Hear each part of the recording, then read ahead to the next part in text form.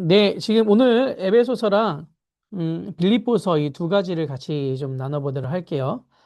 지금 먼저 에베소서를 좀 보겠습니다. 에베소서는 교회란 무엇인가에 대한 신학적인 논의를 담고 있는 교회론의 교과서라고 할 수가 있어요. 그러니까 에베소서 안에 교회가 어떤 의미인지, 교회는 무엇인지에 대해서 상당히 많이 담겨 있다라는 거죠.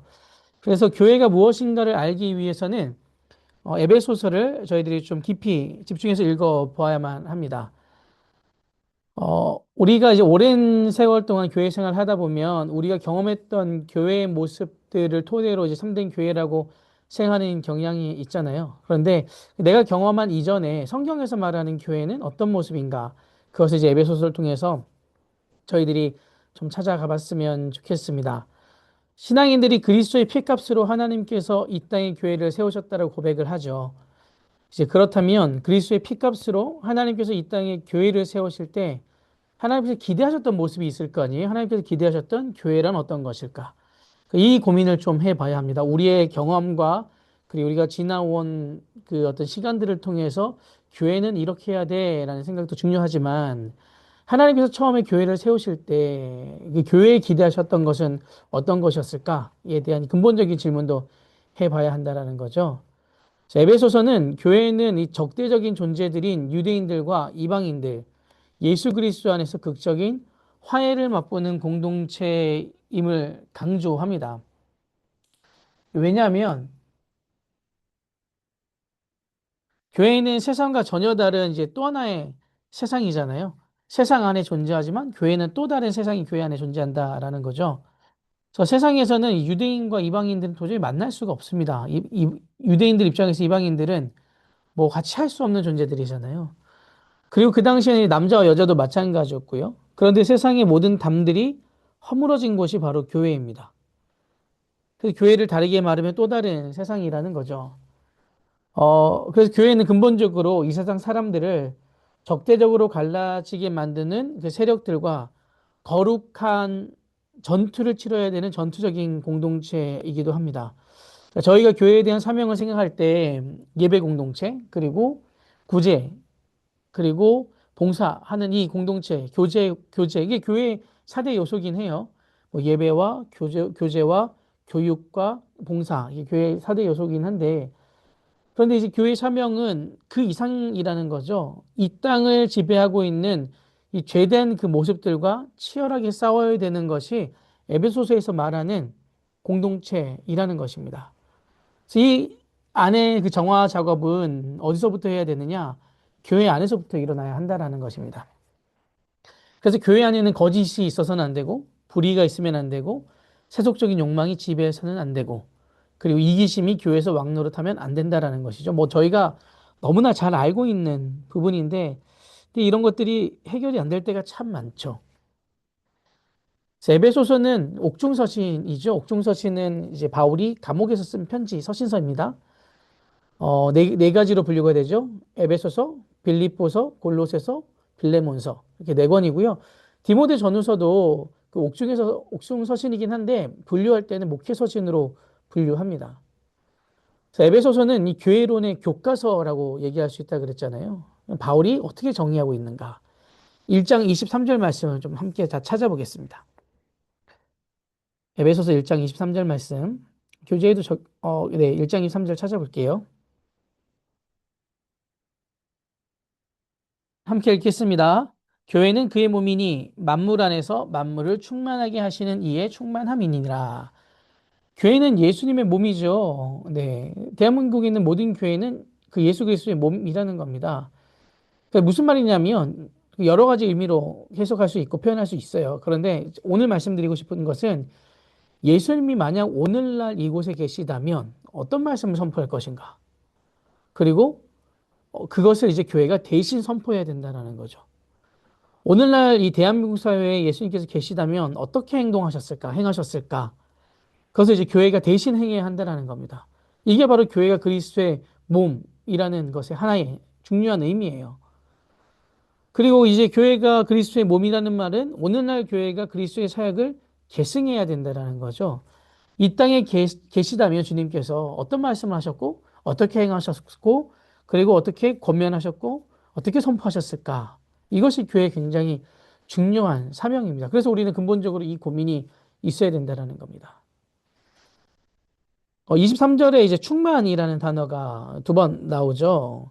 충만이라는 말은 온전케 한다라는 뜻이거든요. 그러니까 창조 본래 모습을 회복시켜 주는 거. 그래서 그리스도 사역의 창조의 본 모습을 회복시켜 주는 거. 그것을 계속 유지하는 것이 충만이거든요. 우리 교회가 계승해야 하는 것이 바로 이 모습입니다. 창조 세계를 다시 복원하는 거. 2장 14절 말씀 더 찾아보겠습니다. 2장 14절. 함께 읽을게요. 시작. 그는 우리의 화평이신지라 둘로 하나를 만드사 원수된 것 곧 중간에 막힌 담을 자기 육체로 허시고.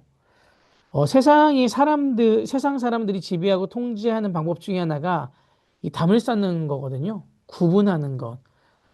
이 담이라고 하는 것은 이렇게 분리된 장벽만을 의미하는 것은 아니죠. 어떤 것이냐면 끼리끼리 모이는 부분들이 있는 것이고 보이지 않는 선들, 담들이 있다라는 겁니다. 그래서 이쪽 담 이쪽에 있는 사람과 저쪽에 있는 사람들이 갈라서게 만드는 거. 세상의 그 통제하는 방식 중에 하나죠. 그런데 바울은 에베소서 2장 14절에서 예수님께서는 이 세상에 세워놓은 모든 담을 허무시는 분이라고 하셨습니다. 그래서 담 이쪽에 있는 사람과 담 저쪽에 있는 사람이 만날 수가 있는 거예요. 가장 그, 그 모습을 잘 보여주는 것이 예수님의 제자들이었습니다. 예수님 제자 공동체. 예수님 제자 공동체가 아니라면 도저히 누릴 수 없었던, 그 안에서 함께 있을 수 없었던 대표적인 사람이 두 명이 있어요. 첫 번째는 마태고요. 두 번째는 시몬입니다. 마태와 시몬은 한 공간에 있을 수가 없는 사람입니다. 왜냐하면 마태의 원래 직업은 뭐죠? 세리잖아요. 세리예요. 로마에 부역하는 사람이란 말이에요. 시몬은 열심당이잖아요. 열심당은 로마의 그 독립운동을 하는 아주 과격한 단체란 말이에요. 그래서 이 열심당원 중에 그 제거해야 될 1순위가 세리입니다. 세리. 유대인들의 정말 모든 환경들 짜내게 만들어서 돈을 바치게 하는 게 세리들이란 말이에요. 이 둘은 같은 곳에 있을 수가 없어요. 그 세리는 항상 그래서 본인을 보호할 수 있는 군병들, 보디가들 두고 함께 다녔거든요. 세례 요한에게 세례 받으러 올 때도 세리는 군병과 함께 와요. 왜냐하면 본인을 지켜줄 존재가 필요했기 때문이란 말이죠. 그렇기 때문에 이 예수님 제자 공동체에서 이 둘은 절대 함께 할 수가 없었어요. 그런데 어떻게 됐나요? 한 제자 공동체 안에 들어가 있잖아요. 예수님께서 모든 막힌 담을 허무신 거예요. 예수님께서 어떤 담을 허무셨죠? 하나님과 우리 사이에 도저히 해결할 수 없는 담이 있었단 말이죠. 그것을 예수님께서 허무셨고, 동시에 이 안에 그 사회에서도 섞일 수 없는 사람들이 있었던 그 담들을 허무셨습니다. 출신 지역, 출신 학교, 경제적인 그 차이, 신체적인 장애, 이 모든 것을 사실 교회는 뛰어넘어야 합니다. 교회 안에서 하나가 되어야 한다라는 거. 이것이 바로 에베소서에서 나와 있는 교회에 대한 정의입니다. 교회는 세상이 만든 그 담들을 허물어내는 평화를 일구는 자들의 공동체가 되어야 합니다. 그래서 2장 14절에 그는 우리의 화평이신지라 라는 표현이 나오잖아요. 예수님께 표현된 그 단어들, 하나님의 아들 구원자, 주님, 주인님, 그리고 우리의 평화, 이 초대 교인들이 예수님께 고백했던 그 수식어들입니다. 그러니까 주목해야 될 것은 예수님께 사용되어진 이런 표현들이 당시 원래 로마 상제에게 사용되었던 표현들이라고 해요. 황제는 신의 아들, 구원자, 우리의 주인, 세상의 평화를 만드는 그런 존재. 그런데 이제 바울은 얘기하는 것이죠. 그것은 가짜다.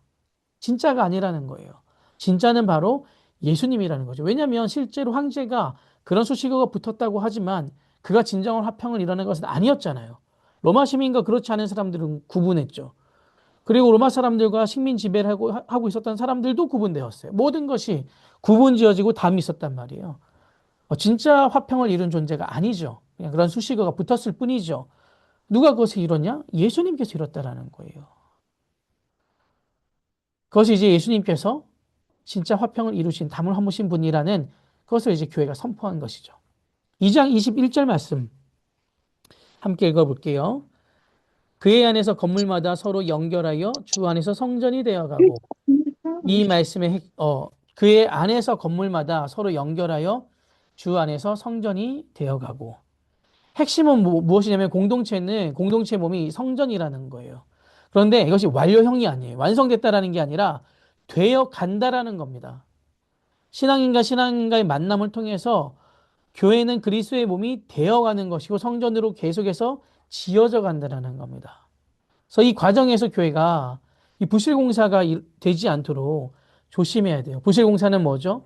교인들 간의 지체들 간의 갈등들, 그리고 본인들의 높아짐들, 세속적 가치가 들어오는 것들, 이 모든 것이 성전이 온전한 성전이 되지 못하게 하는 부실공사의 요인이 되는 것이라는 겁니다. 그래서 교회 건강함을 정말 저희들이 추구한다면 외형적인 것만 세워나갈 것이 아니라 이 교회 공동체원들이 얼마나 사랑할 수 있는가, 서로를 신뢰하는가에 달려 있습니다. 정말 정말 너무너무너무 어려운 부분이지 않습니까? 우리 너무나 다르잖아요. 생각들도 다르고요. 그렇지만 에베소서에서 말하는 교회란 그렇다라는 겁니다. 그러니까 저희들이 이 생각을 진짜 깊이 해봐야 됩니다. 깊이. 네. 이제 오늘 이런 부분에 대해서 빌립보서까지 많이 얘기를 계속 이어서 할 것 같아요. 바울은 에베소 교회를 향하여 4장 3절에서 이렇게 권면하거든요. 4장 3절 좀 찾아보겠습니다. 4장 3절 시작. 평안에 매는 줄로 성경이 하나 되게 하신 것을 힘써 지키라. 그러니까 하나 되게 하신 것을 힘써 지키는 것이 중요한데요. 그래서 사실 교인들이 숫자가 많아지면 하나 되면 진짜 점점점 어려워지잖아요. 그래서 우리가 더 교회가 규모가 있고 크다면 더 이것을 더 신경을 많이 써야 한다라는 거예요. 4장 24절에 하나님을 따라 의와 진리의 거룩함으로 지으심을 받은 새 사람을 입으라. 그러니까 새 사람을 입으라는 말은 새 사람의 삶을 살아내라는 뜻입니다. 하나님의 백성이 된 이상 우리는 더 이상 예전으로 돌아가서는 안 된다라는 거예요. 우리의 인생이 주인이 바뀌었고 새로운 질서 안에 거한다라는 거죠. 그래서 우리는 새로운 사람이 되어야 한다라는 겁니다. 4장 25절부터 5장 14절까지는 그럼 새로운 삶, 새로운 사람이 되어 살아가는 삶은 무엇인가를 보여주고 표현하고 있습니다. 4장 15절에 오직 사랑 안에서 참된 것을 하여 범사에 그에게까지 자랄지라. 그는 머리니 곧 그리스도라. 그러니까 신앙 성장의 목표는 무엇이냐면 예수님을 닮는 것입니다.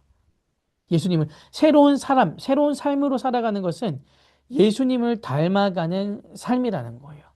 구원이 우리 삶의 궁극적인 목표가 아니잖아요. 제가 여러 번 얘기하지 않았습니까? 구원은 시작점, 출발점이라면 그 출발점에서 하나님께서 부르시는 그날까지 예수 그리스도를 닮아가는 그 삶이 신앙 생활입니다.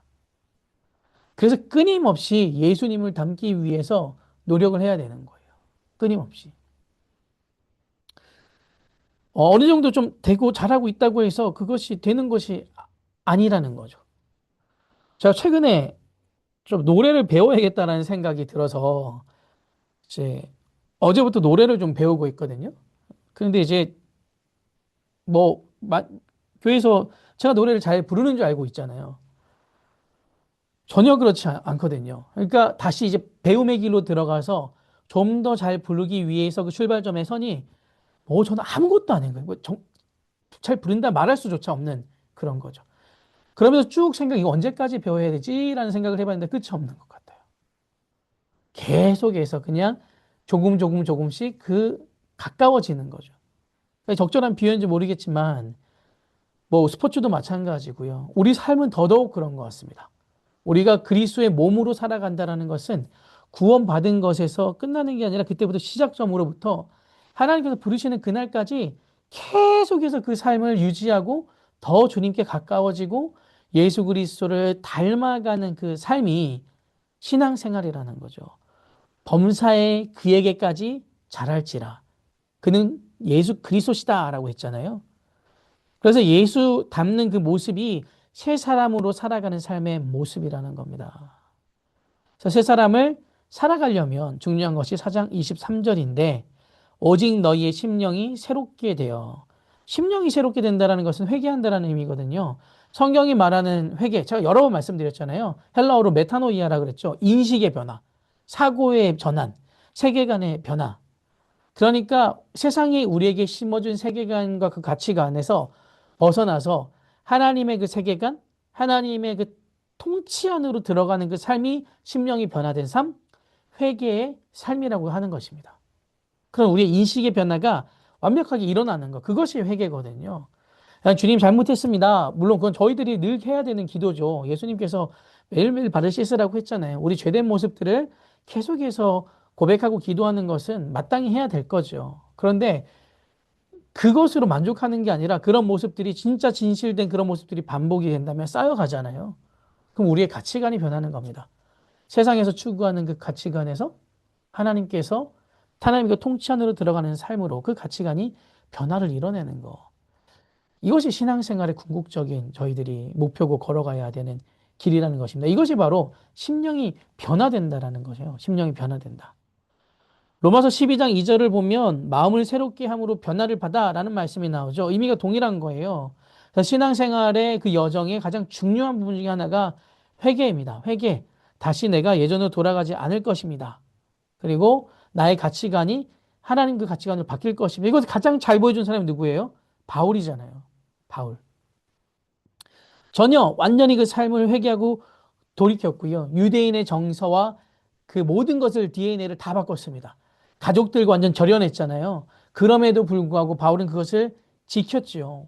그가 예수 그리스도를 영접한 이후에 심령이 변화가 되니 유대인의 그 법은 더 이상 받아들일 수가 없는 거예요. 가치관에 완전한 변화가 일어났죠. 이것이 회개입니다. 더 이상 돌아보지 않는 것. 하나님이 통치 안에 들어가서 살아가는 것. 이것이 구원이라는 거죠. 제가 이론적으로는 이렇게 계속 설명을 하고 있지만 이렇게 살아내는 것은 정말 너무너무 어려운 것 같아요. 늘 얘기하는데 맨날 어렵다는 말씀드려서 너무 죄송한데 그런데도 그렇게 살아내야 되지 않겠습니까? 네, 살아내는 것. 그것이 저희들이 해야 될 사명인 것 같아요. 어렵지만 살아내는 거. 세상의 가치랑 조금 바꿔보는 거. 그것을 거슬러 가보는 거. 그럴 때 이제 주님께서 우리 안에 자유함을 주시지 않겠습니까? 그것이 바로 주의 영이 계신 곳에 자유함이 있다라는 거잖아요. 그래서 내 뜻대로 계속 살아간다는 것은 여전히 우리가 하나님의 통치 밖에 있다라는 겁니다. 그래서 계속 기도할 수밖에 없는 것 같아요. 나의 삶을 놓고 하나님께. 바울이 얼마나 본인도 답답했으면 오라 나는 공고한 자로다. 누가 이 사망의 법에서 나를 건져낼까라는 고백을 하지 않았겠습니까? 참 어려운 부분이지만 그래도 계속해서 스스로에게 질문을 해야 됩니다. 나의 삶이 하나님의 통치를 받기 원하는가? 그렇지 않은가? 수없이 던져봐야 합니다. 5장 8절에서 9절입니다. 너희가 전에는 어둠이더니 이제는 주 안에서 빛이라. 빛의 자녀들처럼 행하라. 빛의 열매는 모든 착함과 의로움의 진실함에 있느니라. 우리는 빛의 자녀들처럼 행해야 될 책임이 있어요. 그 빛의 자녀로 살아가는 그 모습이 5장 21절인데요. 그리스도를 경외함으로 피차 복종하라. 여기에 대해서 쭉 나오잖아요. 부부관계, 부모와 자식관계, 소유물로 여기는 것이 아니라 서로 존중하는 것. 그 아내들은 남편에게 복종하라라고 얘기하잖아요. 이 말씀이 사실은 굉장히 불편하다고요. 그런데 선행되는 게 나와 있어요. 남편들은 아내들을 그리스도가 교회를 생각하듯이 아니라 어떤 거예요? 어, 죽기까지 사랑하셨잖아요. 그러니까 그 얘기인 거죠. 아내를 죽기까지 사랑하는 그 남편에게 복종할 수 있죠. 순종할 수 있죠. 왜냐하면 남편도 똑같이 부인을 죽기까지 사랑한다는 것은 아내에게 복종할 수 있다라는 그 증거가 되는 거기 때문에 그런 거죠. 그래서 무작정으로 그냥 복종하라는 게 아니에요. 이런 상호간에 서로 피차 존중하고 복종하라. 자녀들을 노하게 하지도 말라라고 얘기했죠. 참 어렵죠. 네. 지난주 주일날 고등부에서 부모 하는 예배 드렸는데 제가 잠깐 저희 아들이랑 예배를 드리러 갔다가 둘이 대판 싸우고 돌아왔는데 네, 크게 싸우고 돌아왔거든요. 네. 크게 싸우고 하여튼 그러면서 제가 또 마음을 또 다스리는 그런 시간이 있긴 했는데 어려운 것 같아요. 하지만 성경에서 말하는 건 그겁니다. 우리들의 새로운 삶이 되는 것, 피차 서로 복종하라. 바울이 이 에베소 교회 편지를 보냈을 때 그 에베소 교회 교인들이 그렇게 많지 않았다고 합니다. 한 30명 정도 되었을 것이라고 해요. 뭐 많아봤자 50명 정도. 에베소 교회의 그 편지를 직접 읽을 수 있는 사람들은 더 소수였겠죠. 그때 글을 읽을 수 있는 사람들이 많지 않았기 때문에. 글을 읽을 수 있었던 사람들은 어떤 사람들이었냐면 지식층이었겠죠. 대부분 주인이거나 좀 높은 자리에 있었던 사람들이었을 거란 말이에요. 근데 그 글을 에베소 교인들에게 읽어주는 것. 바울이 보낸 편지의 내용을 수정하지 않고 서로 복종하라. 남편과 아내는 서로 복종하고 사랑하라. 자녀들도 서로 노하게 하지 말아라. 종하고의 관계에서도 그거를 에베소 교인 중에 글을 읽을 수 있었던 사람들이 그대로 읽었다라는 것, 그대로 보존했다라는 것은 그들이 이것을 그대로 받아들였다라는 뜻으로 해석할 수가 있는 것입니다. 그러니까 하나님의 통치 안에 들어와서 살았던 사람들이기 때문에 바울이 권면한 것을 전혀 수정하지 않았다라는 거예요. 그래서 이 에베소 교회가 어, 초대교회가 성령 충만한 공동체였다라고 저희들이 알 수 있게 되는 거죠. 6장 11절 말씀 이어서 볼게요. 어, 잠시만 기다려주세요. 제가 잠시만 좀 1분만 있습니다.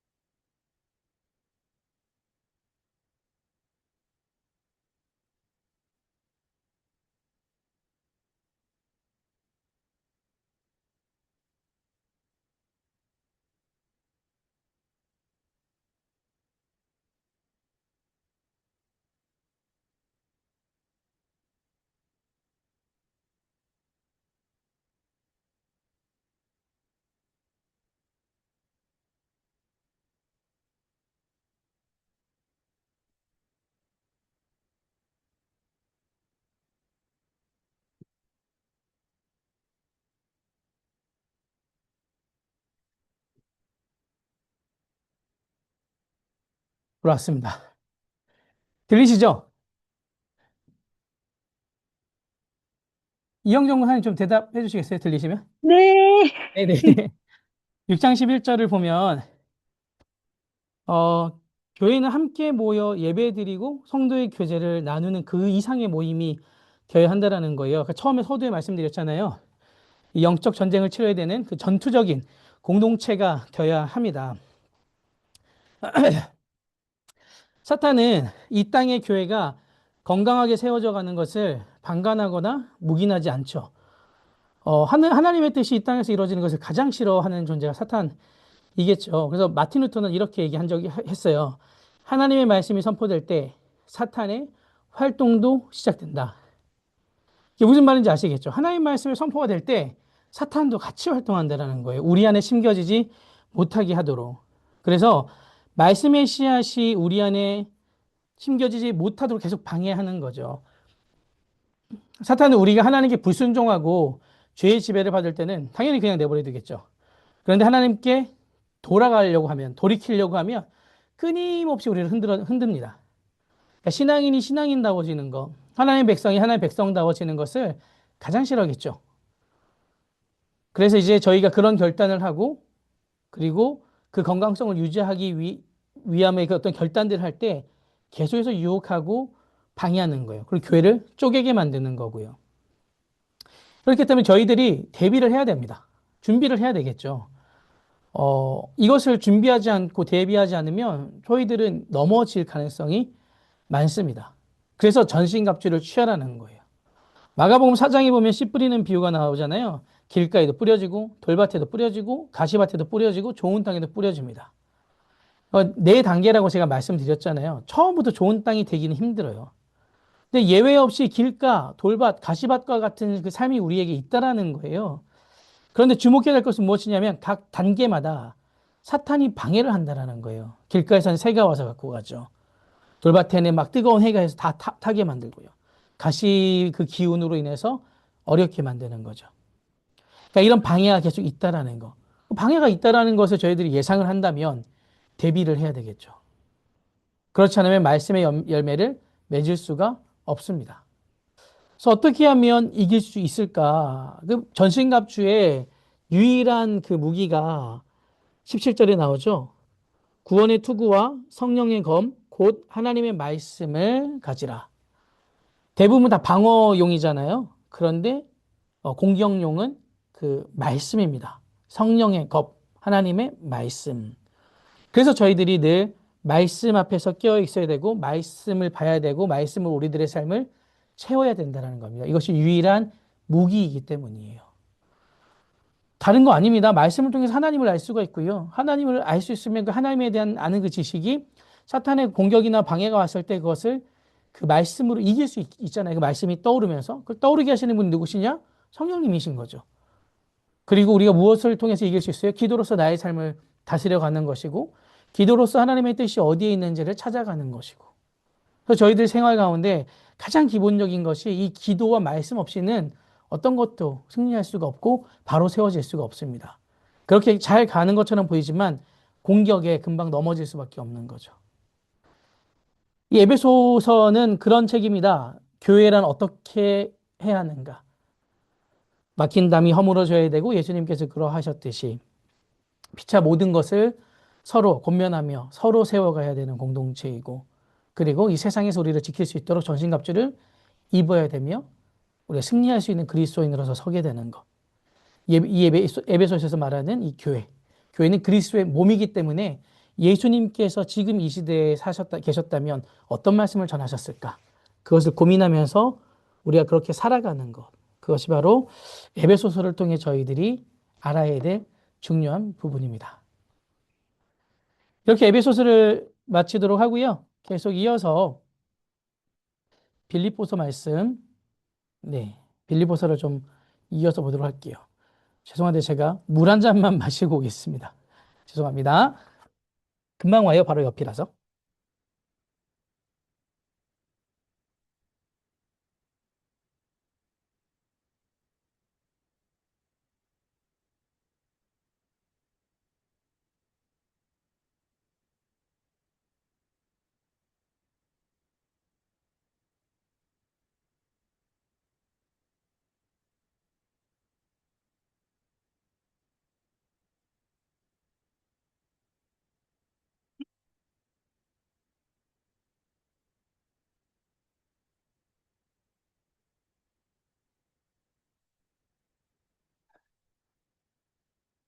네, 이어서 빌립보서 보겠습니다.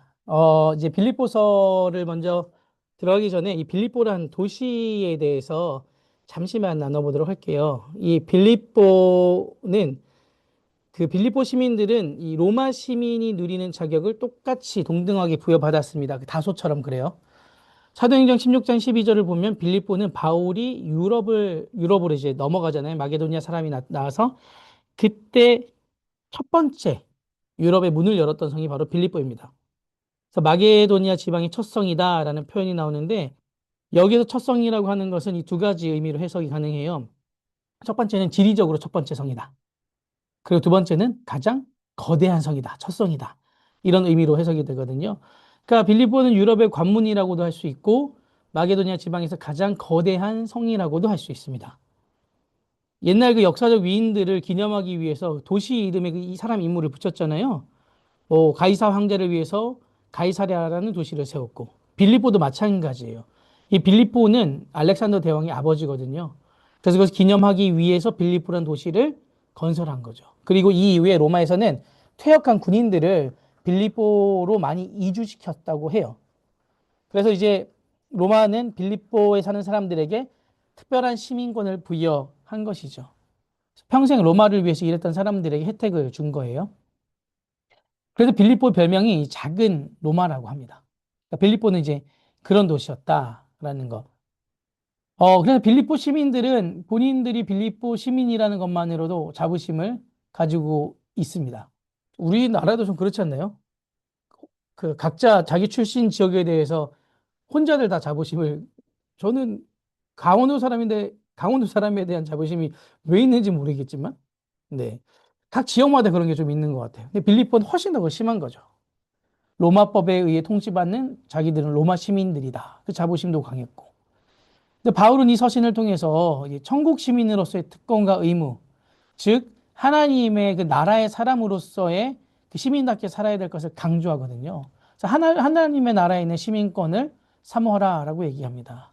그래서 빌립보의 시민인 것보다 하나님 나라의 시민인 것을 더 기뻐하라는 거예요. 작은 로마라고 불릴 정도로 큰 혜택을 받았던 빌립보 시민들에게 빌립보라는 그 도시에 대한 자부심보다 하나님 나라에 대한 자부심을 더 많이 가져라. 그리고 하나님의 백성이 되는 것이 훨씬 더 가치 있고 고귀한 일이다. 라는 것을 잊지 말으라는 것입니다. 그것이 바로 빌립보서예요. 유럽 사역의 첫 번째 열매였잖아요. 그런데 당시 이제 많은 교회들이 바울의 사도성을 인정하지 않았다라고 그랬죠. 예루살렘 교회들 한 17년 동안 바울의 사도성을 인정하지 않았습니다. 그러니까 한번 생각을 해보세요. 그 사도 바울이 지금이야 사도 바울이 정말 으뜸에 놓여 있지만 그 당시에는 어디 족보도 없는 사람이 사도도 아닌 사람이 사도라고 얘기하고 다닌다. 이런 평을 받았단 말이에요. 인정도 안 해줘요. 사람들이. 오히려 예루살렘 교회에서 보냈던 야고보가 보냈던 사람들을 훨씬 더 인정해 준단 말이죠. 근데 바울이 그것을 17년 동안 그 수모를 당하면서 끝까지 한 거예요. 17년 후에 인정을 받게 되거든요. 그런데 다른 교회들은 다른 지역에서는 바울의 사도성을 크게 인정하지 않았는데 끝까지 그 바울의 사역을 후원했던 두 교회가 있습니다. 하나가 빌립보 교회고요. 하나가 데살로니가 교회입니다. 빌립보서 1장 5절을 읽을게요. 너희가 첫날부터 이제까지 복음을 위한 일에 참여하고 있기 때문이라. 그러니까 이제 빌립보가 처음부터 바울의 사역을 계속 함께 돕고 동참하고 있다라는 얘기입니다. 바울의 선교 사역을 물질적으로 후원하고 있었습니다. 4장 15절에 빌립보 사람들아 너희도 알거니와 복음의 시초에 내가 마게도냐를 떠날 때에 주고받는 내 일에 참여한 교회가 너희 외에 아무도 없었느니라.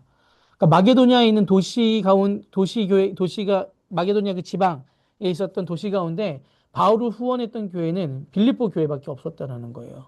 4장 16절에도 데살로니가에 있을 때에도 너희가 한 번뿐 아니라 두 번이나 나 있을 것을 보내었다.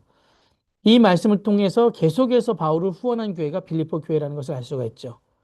4장 18절에 내게는 모든 것이 있고 또 풍부한지라 에바브로디도 편에 너희가 준 것을 받음으로 내가 풍족하니 이는 받으실 만한 향기로운 제물이요 하나님을 기쁘시게 한 것이다. 영수증의 역할도 한 거죠, 빌립보서가. 그런데 이제 빌립보 교회에 큰 문제가 있었습니다. 무엇이었냐면 분열이에요. 그래서 바울이 싸우지 말으라, 다투지 말으라는 얘기를 합니다. 요한 서신을 보면 요한이 계속해서 사랑하라, 사랑하라, 사랑하라고 얘기를 하거든요. 왜 사랑하라, 사랑하라, 사랑하라 얘기했을까요? 사랑하고 있는 사람들한테 너네 사랑하라, 사랑하라, 사랑하라 얘기하나요? 아니잖아요. 자꾸 싸우니까 사랑하라, 사랑하라, 사랑하라라고 얘기하고 있는 것입니다. 마찬가지예요. 빌립보서에서 하나됨이라는 표현이 굉장히 많이 사용됩니다. 왜 하나됨을 계속 강조했을까요? 분열이 있었기 때문이죠. 1장 27절에 오직 너희는 그리스도의 복음에 합당하게 생활하라. 이는 내가 너희에게 가보나 떠나 있으나 너희가 한 마음으로 서서 한 뜻으로 복음의 신앙을 위하여 협력하는 것과 한 마음 한 뜻이라는 표현이 나오거든요. 2장 2절에도 마음을 같이하여 같은 사랑을 가지고 뜻을 합하여 한 마음을 품으라고 권면하죠. 2장 14절에도 모든 일을 원망과 시비가 없이 하라.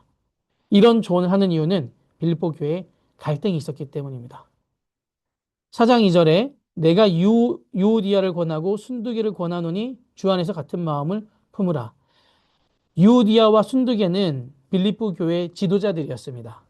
그런데 이 지도자격인 이 두 사람이 갈등하고 있는 거예요.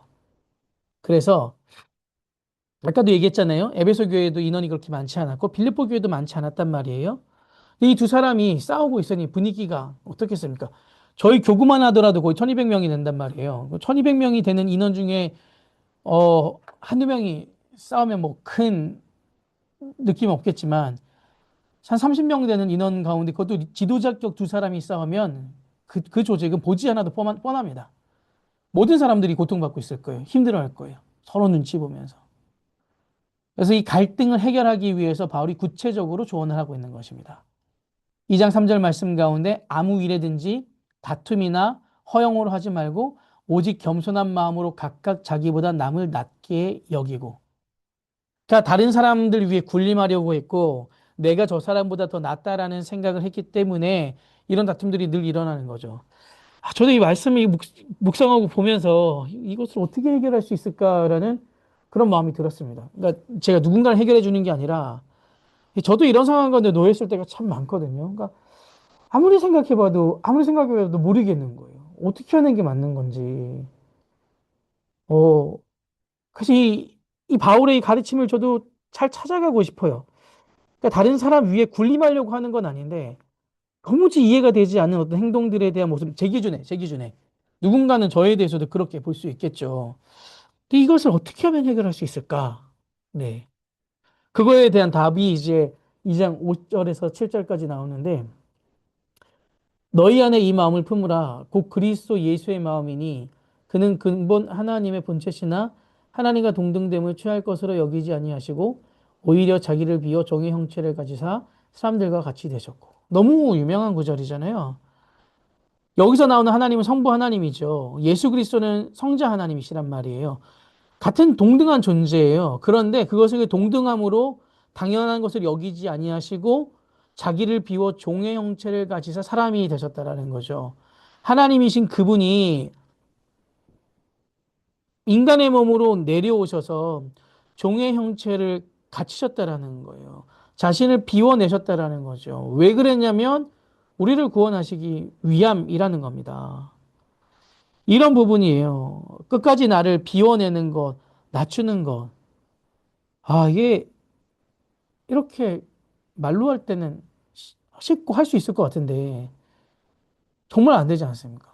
너무너무 어렵죠. 내 주장. 어디까지 굽혀야 되는지도 참 잘 모르겠고. 그러니까 제 안에 아직까지 소양이 부족하기 때문인 것 같아요. 그것들을 계속해서 뭐 감사한 것을 만들어가는 과정이니까. 그런 건데 답은 이거라는 겁니다. 예수님께서 종의 형체를 가지사 하나님이신 그분이 자신을 비워서 이렇게 내려오셨다고. 어떤 것도 생각하지 않고 오직 나를 사랑하시기 때문에 우리를 구원하시기 위하여. 그래서 비우다라는 헬라어가 케노시스라는 건데 이것은 그 신적인 모든 능력을 비워서 사람으로 오셨다라는 거예요.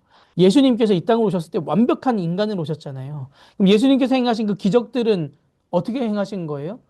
그의 갑자기 신적인 능력이 생긴 것이 아니라 성령께서 역사하셔서 이뤄낸 거죠. 예수님 걸어가실 때 피곤하시는 것 모든 과정들을 똑같이 우리와 같은 그 시간, 같은 모습으로 사셨습니다. 피곤하셨죠? 배도 고프셨고요. 모든 것을 똑같으셨어요. 근데 그렇게 내려오신 그 이유, 자기 모든 것을 비워냈다라는 겁니다. 제약된 곳에서 생활을 하셨습니다. 그러니까 저희들이 어, 기억해야 되는 그 모습, 그 종의 모습, 예수님의 그 모습, 교회를 세워가는데 그 모습, 나를 비워내는 것은 그런 겁니다. 내 생각을 좀 내려놓는 거, 좀 포기할 수 있는 거, 나를 비워내는 거. 이것을 해내야 되는 게 그리스도인으로서 예수님을 닮아가는 모습인 것 같아요. 그렇게 했을 때 어떻게 되느냐? 하늘에 있는 자들과 땅에 있는 자들과 땅 아래에 있는 자들로 모든 무릎을 예수의 이름에 꿇게 하시고 모든 입으로 예수 그리스도를 주라 시인하여 하나님 아버지께 영광을 돌리게 하셨느니라. 이 모든 것이 누구에게 영광으로 돌아가냐면 하나님께 영광으로 돌아간다라는 겁니다. 바울은 그런 삶을 살았잖아요. 그러면서 끊임없이 얘기했죠. 나는 날마다 죽노라의 어떤 삶을 살았고요. 물론 복음 앞에서는 그 어떤 것과도 타협하지 않았거든요. 그래서 이것을 잘 분별할 수 있는 것이 또 하나의 실력인 것 같고요. 그리고 이것을 잘 분별할 수 있는 것이 저는 성령 충만한 그 삶의 모습이라는 생각을 하게 되는 것 같습니다. 궁극적으로는 예수님께서 종의 형체를 가지시고 하나님과 똑같은 그분이 그것을 비워내셨다라는 것. 우리도 그것을 닮아가야 된다라는 것입니다. 늘 이제 나의 삶 가운데 이것을 좀 적용시키면서 생활해 보셨으면 좋겠습니다. 그러므로 나의 사랑하는 자들아 너희가 나 있을 때뿐만 아니라 더욱 지금 나 없을 때에도 항상 복종하여 두려움과 떨림으로 너희 구원을 이루라. 빌립보서 2장 12절 말씀이거든요. 그 믿음으로 구원을 받는다라고 할 때 저희가 구약할 때 생각나시나요? 믿음은 이 인지적인 동의가 아니다. 내가 그것을 알고 내 머리로 믿습니다. 내 고백합니다. 이것이 인지적인 동의가 아니라 그랬잖아요. 우리들의 삶으로서 그 구원을 이루라는 것은 우리들의 삶으로서 내가 안다는 것을 보여야 된다는 겁니다. 고린도전서 10장 12절에 그런즉 선줄로 생각하는 자는 넘어질까 조심하라라고 기록되어 있잖아요. 선줄로는 무슨 뜻이에요? 내가 구원을 받았다라고 자신만만한 것을 얘기하는 거거든요. 그 사람들에게 경고하고 있습니다. 그럼 우리들에게도 우리들에게 경고하고 있는 것이죠. 넘어질까 조심하라. 구원을 확신하는 그들이 착각하지 말으라는 겁니다. 비워내는 그 삶. 그것이 예수님을 닮는 삶입니다. 3장 12절에서 14절에 이렇게 기록되어 있습니다. 내가 이미 얻었다 함도 아니요 온전히 이루었다 함도 아니라 오직 내가 그리스도 예수께 잡힌 바 된 그것을 잡으려고 달려가노라. 형제들아 나는 아직 내가 잡은 줄로 여기지 아니하고 오직 한 일, 즉 뒤에 있는 것은 잊어버리고 앞에 있는 것을 잡으려고 푯대를 향하여 그리스도 예수 안에서 하나님이 위에서 부르신 부름의 상을 위하여 달려가노라. 바울은 이미 얻었다라고 생각하지 않고 있어요. 구원을 확보했다고 자만하지 않습니다. 푯대를 향하여 그 하나님의 나라에 들어가는 그 순간까지 평생 달려가는 존재라는 거예요. 마라톤으로 따지면 출발선에서 뛰어가고 있는 거죠. 마지막 결승선까지 그때까지 자기는 달려가고 있다라는 겁니다. 그러니까 선줄로 생각하는 자들은 넘어질까 조심하라. 한국교회는 바울을 참 좋아함에도 불구하고 이런 부분에는 주목하지 않을 때가 참 많죠. 그래서 보네퍼는 그것을 값싼 은혜라고 표현했습니다. 하나님의 백성이 된다거나 구원을 받는다고 하는 것은 우리의 삶의 모든 전 영역을 드려야 한다라는 그 존재를 다해야 한다라는 거예요. 취미 생활하는 것처럼 신앙생활하고 있는 것 그것이 아니라는 겁니다. 끊임없이 계속해서 그 길로 달려가야 한다라는 겁니다. 그래서 바울은 십자가를 짊어지는 그 삶은 세상에서의 그 자랑을 무효화하며 세상 자랑거리들을 배설물처럼 여기는 삶임을 강조하는 거예요. 3장 7절 8절 그러나 무엇이든지 내게 유익하던 것을 내가 그리스도를 위하여 다 해로 여길 뿐더러 또한 모든 것을 해로 여김은 내 주 그리스도 예수를 아는 지식이 가장 고상하기 때문이라 내가 그를 위하여 모든 것을 잃어버리고 배설물로 여김은 그리스도를 얻고 그러니까 바울은 예수님을 얻고 난 이후에 인생에서 중요하다고 여겨왔던 것들을 모두 다 배설물로 여겼습니다. 바울이 그 다소 출신이잖아요. 다소 출신인데 그가 가말리엘 밑에서 배웠다라는 것은 지난번에 설명했듯이 어린 시절 예루살렘으로 유학을 갔다라는 거예요. 얼마나 그 부모의 그 교육열이 강했으면 그 어린아이를 예루살렘으로 보냈단 말이에요. 그리고 그가 최고 지도자 그 반열까지 그 젊은 나이에 올라간 사람입니다. 얼마나 그것을 애쓰면서 올라갔겠습니까? 그런데 그 모든 것들을 전부 다 버린 거예요. 하나도 의미가 없다라는 거예요. 아까 얘기한 메타노이아, 인식의 변화, 사고의 전환, 세계관의 그 변화들, 가치관을 바꾸는 거. 빌립보서 3장 7절과 8절은 그것입니다. 그런데 저희가 왜 이것이 어렵냐면 우리는 여전히 세상 속에 살고 있기 때문에 그런 거예요. 부정할 수가 없습니다. 저희 세상 속에 살고 있잖아요. 세상의 가치에 당연히 편승할 수밖에 없죠. 그 세상에서 추구하는 것들을 어떻게 그것을 다 버리겠습니까? 어려운 겁니다. 근데 그럼에도 불구하고 세상의 가치를 따라가려는 것보다 예수 그리스도께서 걸어가신 그 길이 무엇인가에 대해서 고민을 하는 것, 그것이 너무나 중요하다는 거죠. 우리들의 전 삶의 전 영역을 주님께 내어드리는 것이 그리스도를 닮아가는 삶입니다. 3장 20절에 그러나 우리의 시민권은 하늘에 있는지라 거기로부터 구원하는 자 곧 주 예수 그리스도를 기다리노니. 그러니까 빌립보 시민들은 사람들은 빌립보 도시라는 것에 대한 자부심, 로마 시민으로서의 그 자부심으로 똘똘 뭉쳐 있었잖아요.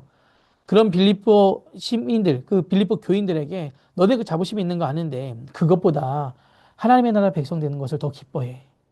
그리고 진짜 시민권은 하늘나라에 있어. 그러니까 빌립보에서 중요하다라고 여기는 것들보다 하늘나라에서 중요하다고 여기는 것들에 마음을 쏟아 부으라는 겁니다. 빌립보 교회에게 바울이 권면하고 있는 거예요. 4장 11절입니다. 내가 궁핍함으로 말하는 것이 아니니라. 어떠한 형편에든지 나는 자족하기를 배웠노니. 바울은 자족하기를 배웠다라고 얘기해요. 그러니까 더 이상 자신의 상황에 지배를 받지 않는다라는 뜻이잖아요. 어떤 상황에서든 자족하는 사람들은 상황에 지배를 받지 않습니다. 자족하는 사람들은 누구와 비교하지 않아요, 자기를. 왜요? 스스로 만족하기 때문이에요. 13절에도 나오죠. 빌립보서 4장 13절은 저희가 가장 많이 암송하는 구절 중에 하나고요. 그리고 한국교회가 사랑하는 구절 중에 하나예요. 내게 능력 주시는 자 안에서 내가 모든 것을 할 수 있느니라. 이것을 어떻게 해석하냐면 내게 능력 주시는 자를 통해서 내가 모든 것을 할 수 있다. 뭐 특히 시험을 볼 때 내게 능력 주시는 자 안에서 내가 능히 이 시험을 치러낼 수 있다. 이렇게 이해하는 경우들이 많죠.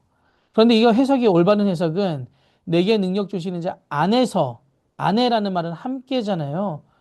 그러니까 내가 능력 주시는 자 안에서라는 말은 내가 그리스도와 함께라면 모든 것을 할 수 있다라는 뜻이거든요. 모든 것은 무엇을 의미하냐면 앞에 있는 뒤에 나오는 12절을 봐야 돼요. 나는 비천에 처할 줄도 알고 풍부에 처할 줄도 알아 모든 일, 곧 배부름과 배고픔과 풍부와 궁핍에도 처할 줄 아는 일체의 비결을 배우노라. 내가 예수와 함께 한다면 모든 것을 할 수 있다라고 얘기할 때 그 모든 것에는 비천, 풍부, 배부름, 배고픔이 다 포함이 됩니다. 주님과 함께 한다면 어떠한 상황에서도 나는 주님과 동행할 것입니다.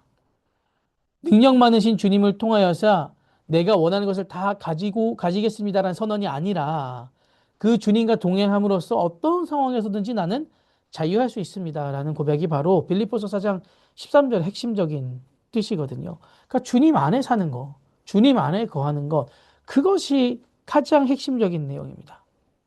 그래서 말씀을 저희들이 좀 자의적으로 해석하는 경우들이 성경에서 많죠. 하나하나씩 떼내가지고. 욥기 8장 7절도 내 시작은 미약하였으나 내 나중은 심히 창대하리라. 이거 누가 한 말이냐면 욥의 친구 빌닷이 한 말이에요. 그러니까 빌닷이 욥한테 풀어서 얘기하면 내 시작은 너 지금 죄 때문에 이렇게 힘든 일을 겪고 있는데 너 회개하고 나면 나중에 창대하게 될 거야. 그 욥이 잘못해서 그런 고난을 겪은 게 아니잖아요. 그 얼마나 아픈 얘기예요. 너무너무 아픈 얘기죠. 그 당시에 저희가 욥기 오래전이지만 기억하실지 잘 모르겠는데 그 당시 사고는 인과응보 사고라고 말씀드리지 않았습니까? 그러니까 욥이 너가 어려움을 겪은 거는 그 시대 사람들의 사고로는 욥의 죄 때문인 거예요.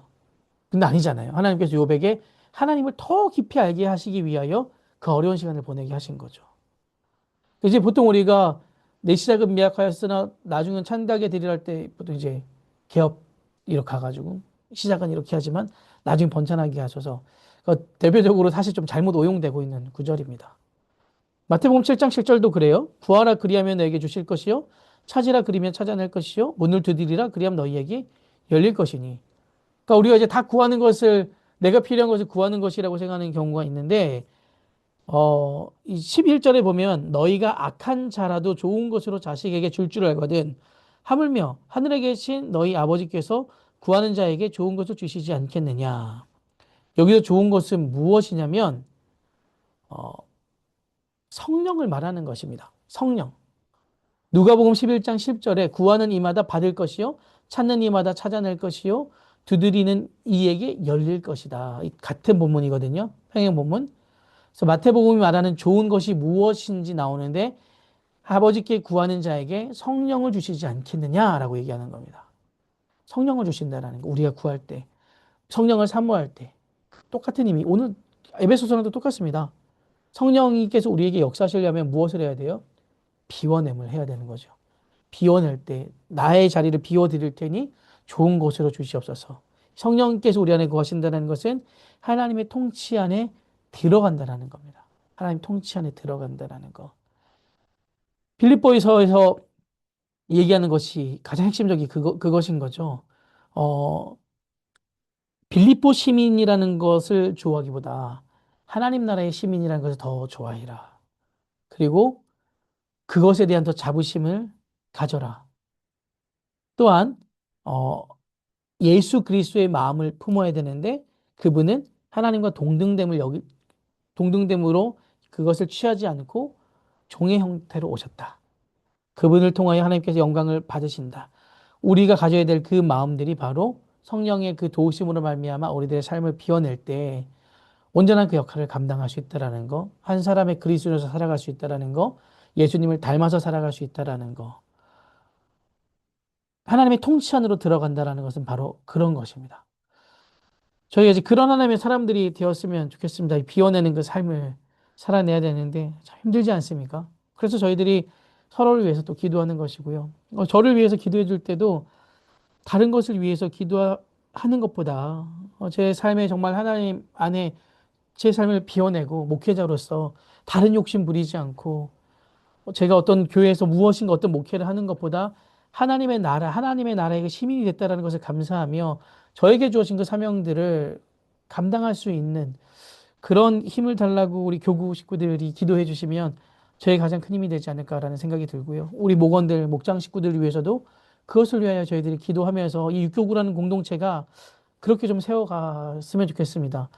저도 저희가 성경 공부를 함께 나누시는 분들은 이 마음을 같이 품으셨으면 좋겠고요. 그래서 다른 기도들보다 저희 안에 비워내고 성 하나님의 그 통치받는 우리 육교구 식구들 그런 한 영혼들 그런 심령들 회개라는 것 우리의 모든 그 인식 체계가 하나님의 그 DNA로 바뀌는 것. 그래서 우리들의 삶이 하나님께서 부르시는 그날까지 그 목적지까지 선줄로 생각하지 말고 끝까지 달려갈 수 있는 하나님 백성이 되게 해달라고 저희들이 계속 기도하셨으면 좋겠습니다. 이렇게 오늘 에베소서와 빌립보서를 마쳤고요. 한번 이제 골로새서부터 또 이어서 다음 주부터 또 가보도록 하겠습니다. 네, 오늘 또 한 시간 정도 되는 시간 강의 듣느라 고생 많이 하셨습니다. 제가 기도하고 마치도록 하겠습니다. 하나님 감사합니다. 오늘도 이 시간 하나님의 말씀을 사모하여 저희들 이 자리에 모였습니다. 하나님 에베소서와 빌립보서를 통하여 저희들에게 하신 하나님의 말씀들을 잘 기억하게 하여 주시고 우리들의 삶을 비워드림으로 하나님의 통치 안에 거하는 하나님의 백성들 되게 하여 주시옵소서. 우리 육교구가 그렇게 든든히 세워져가는 육교구 말씀을 통하여 그리고 기도를 통하여 서로를 위하여 기도할 때 이길 수 있는 힘을 달라고 기도하는 저희들 되게 하여 주시고 육교구가 든든히 서가는 귀한 공동체 되게 하여 주시옵소서. 함께 하실 주님을 의지하며 예수님 이름으로 기도합니다. 아멘. 네, 감사합니다.